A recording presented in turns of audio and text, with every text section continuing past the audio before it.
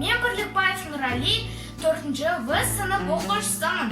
Қазіргі елімізде жүріп жатқан пандемияға байланысты онлайн білім алудамын.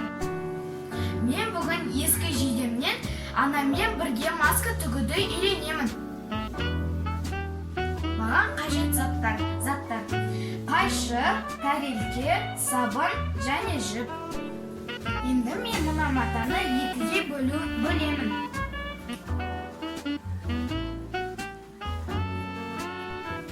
Мен матаны екіге бөлдім. Міне, маскамызда дайын болды.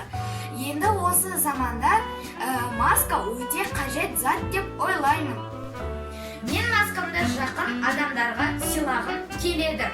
Бір-бірімізге қамқор болайық. Назарларыңызға рахмет.